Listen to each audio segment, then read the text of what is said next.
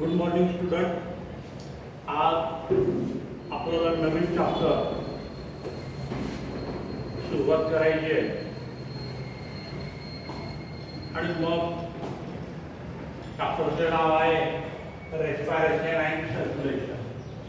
तर रेस्पिरेशन म्हणजे काय आणि सर्क्युलेशन म्हणजे काय?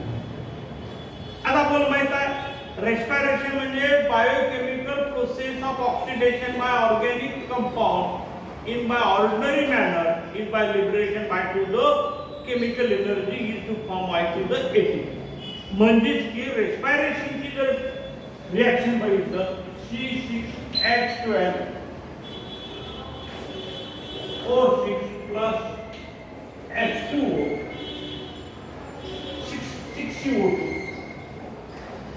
6CO2 is equal to 6O2 plus 6CO2 plus 6H2O plus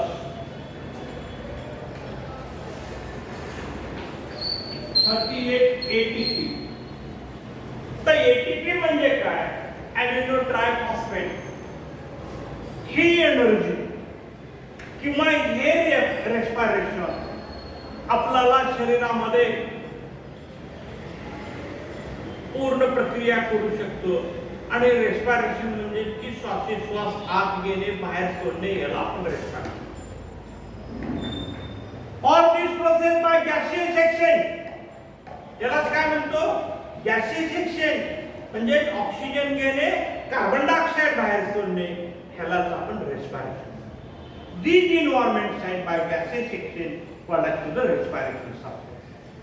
आता यामध्ये आपल्याला ऑर्गन ऑफ रेस्पिरेटरी एक्सचेंज आता या सिस्टीम मध्ये जेव्हा आपण रेस्पिरेटरी सिस्टीमचा अभ्यास करतो, जेव्हा आपण रेस्पिरेशनचा अभ्यास करतो, तेव्हा आपल्या शरीरामध्ये कुठले कुठले ऑर्गन्स आपल्याला कामाला येतात रेस्पिरेशन करण्यासाठी. Respiratory exchange into the simple physical process for efficient gaseous exchange. These respiratory surface should be covered to the following features. आता यामध्ये पहिला should be of the large surface area. आता जेव्हा आपण श्वासोच्छ्वास करतो तेव्हा खुल्या हवामानामध्ये गेल्यानंतर आपल्याला वेगळा इफेक्ट आपल्या शरीरावर मध्ये जाणवायला लागतो. आपल्याला वेगळी फिलिंग आपल्याला जाणवायला मिळते. एखाद्या रूम मध्ये जर गेलो तर आपल्याला एक वेगळी फिलिंग बघायला मिळते. Should be to the highly vascular and permeable as you allow by to the exchange of gases. It should be to the moist. आता gases exchange into the plant जशा पद्धतीमध्ये मानवामध्ये होतो तशा पद्धतीमध्ये प्लांट मध्ये सुद्धा तशा पद्धतीचे gases exchange होत असतात. आता फॉर एक्झाम्पल आपण म्हणतो की वनस्पती स्वतः अन्न स्वतः तयार करते. म्हणजेच काय करते? सूर्यप्रकाश जो आहे तो सूर्यप्रकाश ऍब्सॉर्ब करून घेत असते आणि this can be shaped by the structure of plant by to the facilitated gaseous exchange by to the diffusion. A terrestrial flowering plant has many air spaces by between by to the cell and stem, leaf and root. आणि घेतलेली जी हवा आहे, घेतलेला जो सूर्यप्रकाश आहे ती वनस्पती त्या वनस्पतीच्या स्टेम मध्ये पाठवते, लीफ मध्ये पाठवते, रूट मध्ये पाठवते. जे एअर स्पेसेस त्याच्यामध्ये एअर स्पेसेस असतात is by to the continuously oxygen diffusion into the air space drop to the stomata, the pores leaves of young stem. त्या वनस्पतीच्या पानामध्ये एक प्रकारचा स्टोमॅटा असतो आणि तो स्टोमॅटा काय करतो? तो हवा एक्सचेंज करायचं काम करतो. यंग स्टेम आणि carbon dioxide to the water vapour diffusion आणि त्याच्यामधलं जे कार्बन डायऑक्साइड आहे ते कार्बन वाफेद्वारे ते बाहेर फेकलं जातं. Aerated soil by oxygen dissolve आणि घेतलेलं ऑक्सिजन डिझॉल्व होतं in this film by to the moisture of to the water around by to the root tissue enter by to the diffusion. कधी कधी आपण म्हणतो झाडाच्या पानामधून कधी कधी पाणी पडतं. ते पाणी पडतं म्हणजेच काय? तर ते पाणी पडतं म्हणजे त्याच्यामधले जे वेफर्स आहेत कार्बन डायऑक्साइड द्वारे जे पाणी आलेलं त्या वनस्पतीमध्ये एक्सचेंज झालेलं ते बाहेर फेकण्याचं काम करतो. म्हणजेच किती ठिकाणी पाऊस पडला असं का पण पाणी पडला असं म्हणतो. आता वॉटरी आणि वुडी फ्लॉवरिंग जे आहे जे झाड असतं ते झाड लाकडाचं फ्लॉवरिंग मध्ये प्लांट ट्री अँड श्रब काही लाकडाची झाडं असतात, त्या लाकडाच्या ट्री म्हणतो त्याला आपण, त्याच्यामध्ये छोटे आणि मोठे झाडं असतात. ह्या by to the external impervious bag and here by to the gaseous exchange occur throughout to the small pores and slip surface back to the living state. आता याच्यामध्ये आपल्याला हा झाला वनस्पती मधला भाग. आता तसाच भाग आपल्याला ॲनिमल मध्ये काय होतं? ॲनिमल मध्ये काय होतं? Compare by to the plant and animal show wide by to the variety of the respiratory surface up to the organ. These respiratory surface differing the various animals depending on to the complexity of organization and surrounding by medium. Certain by part of the body how by become by specialized by different type of the respiratory organ. The higher animal, मोठ्या प्राण्यामध्ये these respiratory organ are also by associated by to the transport system. आणि ह्या gases सेक्शनमुळे त्याच्या शरीरामध्ये जे transporting system आहे ते transporting system आपल्याला बघायला मिळते सरफेस आपलं. आणि मग अशा पद्धतीमध्ये आपल्याला मानवामध्ये बघायचं आहे. आता याच्यामध्ये मानवामध्ये ह्युमन रेस्पिरेटरी सिस्टीम. आता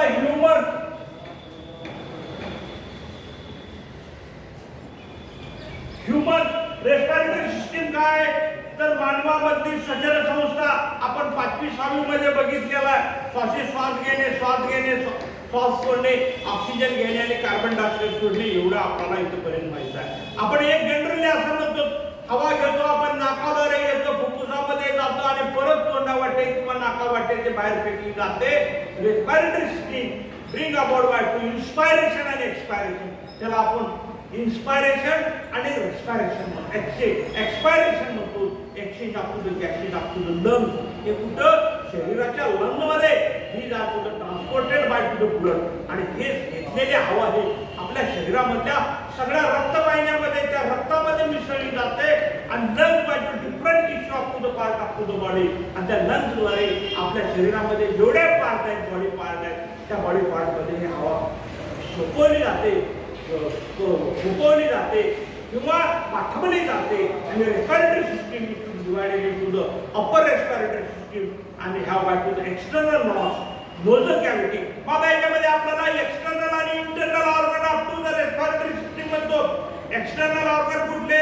जे आपलं नाक आहे नोझल, त्याला नॉर्स म्हणतो, नोझल कॅव्हिटी म्हणतो. इंटरनल नॉर्स काय? इंटरनल मध्ये नोसोफॅरिंग आला, नोज आला, थ्रोट आला, association by structure by lower respiratory system. आणि बाय टू द लॅरिंग आहे, ट्रॅकिया आहे, अन्न नलिका, श्वसन नलिका आपण म्हणतो, ब्रोंकायटिस आणि bronchioles are by to the lung. आणि मग हे सगळं these nose has pair of to the slight light by opening part to the external nostril. हे जे आपण नाक उघडतो त्याला आपण एक्सटर्नल नॉस्ट्रल म्हणतो. आणि nostril by entry of to the air. आणि नॉस्ट्रलद्वारे हवा ही आतमध्ये जाते. कुठं जाते? तर नेझल कॅव्हिटी मध्ये जाते. आणि nasal cavity divided by right and left. आणि मग काय करतं?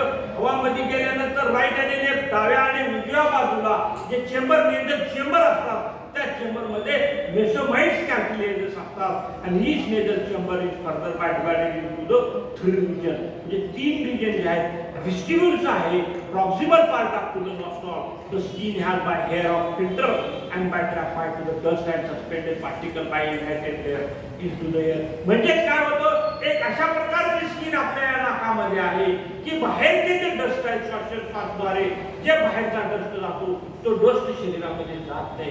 तो या नोझल कॅव्हिटीमध्ये त्या ठिकाणी अडवला जातो. Dust suspended particle that inhaled to the air आणि respiratory part that coordinator these middle line rolled by highly vascular part up to the warming and moisture up to the inhaled by the air. आणि जे नाक आपलं असतं ते हमेशा काय असतं? मॉइश्चर मध्ये असतं, ओलावा धरलेला असतो, जेणेकरून बाहेरचे पार्ट, बाहेरचे डस्ट जे काय असते पार्टिकल ते शरीरामध्ये आत जाऊ नये म्हणून मॉइश्चर भाग या ठिकाणी असतो. आणि ऑल्फॅक्टरी सेन्सरी चेंबर जे आपल्या डोळ्याभोवतालची जे आहेत ती uppermost part up to the line by to the olfactory epithelium and detection up to the smell. आणि मग आपल्याला त्या ठिकाणी स्मेल यायला. आता याच्यानंतर आपल्याला फॅरिंगचा जो भाग आहे. आता फॅरिंग म्हणजे काय? फॅरिंग या ठिकाणी असतो. हा pharynx divisible by to the 3 part part up to the nasopharynx is the uppermost part up to the nasal chamber. Nasal chamber च्या नीड आपण पाठवतो. ऑर्थोफॅरिंक्स कॉमन फॅसिस बाकी फूड आणि एअर. आणि फूड आणि एअर आपल्याला माहिती आहे फूड आणि एअर म्हणजे हवा अन्ननलिका आणि श्वसन नलिका जिथून वेगळ्या झालेल्या असतात त्या फॅरिंक्स द्वारे त्या तिथून खाली वेगळ्या झालेल्या असतात. These by continuously belong to the back to the larynx pharynx, between back to the mesopharynx, back to the orthopharynx, and packed by bone up to the pharynx, and back to the setup lymphoid organ back to the tonsil. ह्या ठिकाणचे tonsil. आता त्याच्यानंतरचा जो लॅरिंगचा भाग येतो या ठिकाणी घशाचा भाग जो येतो is called the white box त्याला आपण जो घसा असतो तो घसा म्हणजे व्हाईट बॉक्स किंवा त्याला आपण लॅरिंग म्हणतो. It turn up to the respiratory tract which by continuous by contained by to the vocal cord are producing sound by sound and the larynx extend back to the laryngopharynx by haloid bones up to the trachea in the hollow tubular structure of wall of made back to the cartilage plate shell back to the membrane and muscle internally lined by pair up to the fold of elastic vocal cord through up to the vocal ends and back to the voice of produced by passage of ear between the vocal cord up to the medullation created by the tongue जे जीभ असते जे दात असतात जे ओठ असतात lips ज्याला आपण म्हणतो नेझल कॅव्हिटी आणि nasal larynx opening up to the laryngopharynx up to the slight like opening part to the glottis these opening up to the trachea and windpipe up to the guarded by left like by flap आणि एक प्रकारे pipe up to windpipe ज्याला आपण म्हणतो is called as epiglottis evacuated by up to the trachea.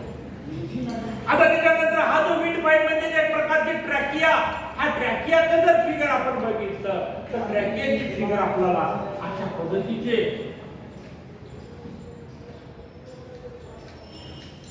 पद्धतीचा trachea असतो. हा trachea झाला आणि ती लॉंग ट्यूब आता ह्याची लांबी किती आहे साधारण 10 ते 12 centimetre 10 to 12 centimeter in length in turn back to the neck up to the esophagus. Esophagus म्हणजे आपली अन्ननलिका आली is by extend to the into up to the middle thorax of cavity. Thorax cavity छातीच्या मध्यभागी is supported by to the C shape. ते कसं आहे C shape मध्ये अशा पद्धतीचं is shaped and to the 16 to 20 rings cartilage. ते कसं आहे 16 to 20 rings cartilage जे आपण फासळ्या ज्याला आपण म्हणतो रिब्स म्हणतो तर अशा पद्धतीमध्ये हे कार्टिलेज त्या ठिकाणी असतात 16 ते 20 रिंग्स म्हणतो ह्याला आपण हे रिंग 16 to 20 रिंग्स त्या ठिकाणी असतात. इथे cartilage which prevent back to the collapsus trachea is lined back to the internally with the ciliated pseudopodified back to the epithelium and mucous gland into the trap of unwanted particle preventing by in thereby entry into the lung.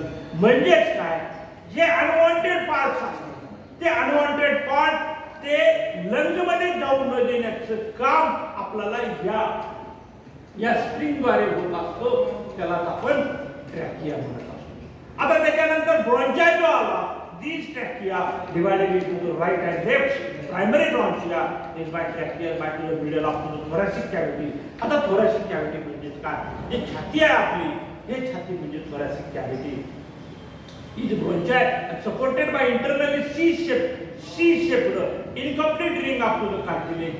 These primary bronchia divided into form of the secondary and tertiary bronchia which give into the terminal bronchia ending up to the role आणि हे सगळं झाल्यानंतर जो लंगचा भाग येतो lung जे आहे आपल्या शरीरामध्ये ज्याला आपण मराठीमध्ये फुफ्फुस म्हणतो